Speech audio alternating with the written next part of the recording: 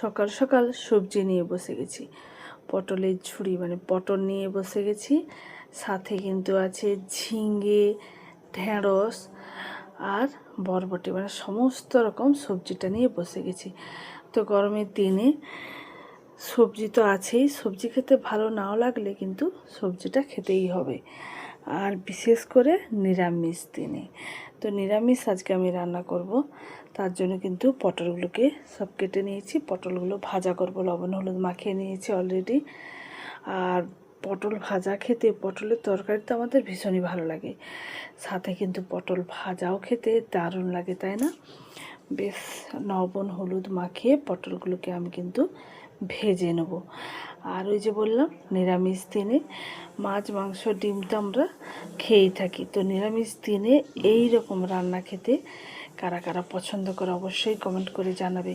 আর একে একে সবজিগুলো কিন্তু আমি কেটে নিয়েছি। অল্প ঝিঙে আছে, বরবটি আছে, আলু আছে, সাথে কিন্তু আরও একটা জিনিস আছে, সয়াবিন কিন্তু আমি ভিজিয়ে অলরেডি গরম জলে মানে ভিজিয়ে রেখেছি।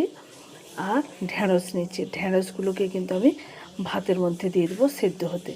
তো ঢেঁড়স সেদ্ধ মানে ঢেঁড়স মাখা খেতে কার কার ভালো লাগে অবশ্যই বলবে কিন্তু।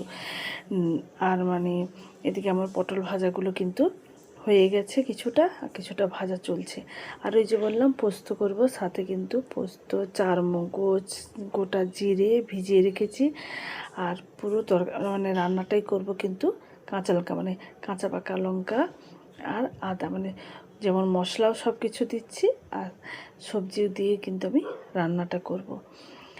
আর নিরামিষে কিন্তু এরকম রান্না তোমরা কিন্তু করে খেয়ে দেখতে পারো, খেতে কিন্তু ভালোই লাগবে। তো একে একে করে আমার সব পটলগুলোই কিন্তু ভাজা হয়ে গেছে। তারপরে কিন্তু আলু বরবটিটাকে আমি ভালো করে কিন্তু লবণ হলুদ দিয়ে ভেজে নেব। তোমরা সুন্দর সুন্দর কমেন্ট করো, সত্যি বলছি তোমাদের কমেন্টের জন্যই কিন্তু আমার ভিডিও করতে মানে আরও ইচ্ছে করে যে ভিডিও করি।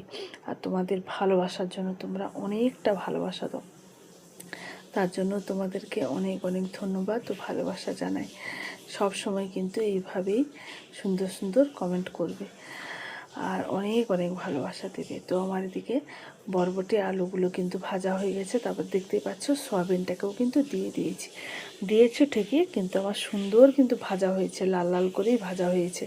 তারপরে সবার লাস্টে কিন্তু ঝিঙেগুলো দিলাম, কারণ ঝিঙেগুলো একদমও নরম, তো জানো তো রান্নার পরে খুঁজেই পাওয়া যায় না এমন। তো আমি একদম লাস্টে কিন্তু ঝিঙেগুলো দিলাম, দিয়ে কিন্তু একটু ভেজে নিলাম। তারপরে যে পোস্ত, আদা, কাঁচা পাকা লঙ্কা মশলাটা কিন্তু মানে বেটেছিলাম মিক্সিতে, সেটাও কিন্তু দিয়ে আবার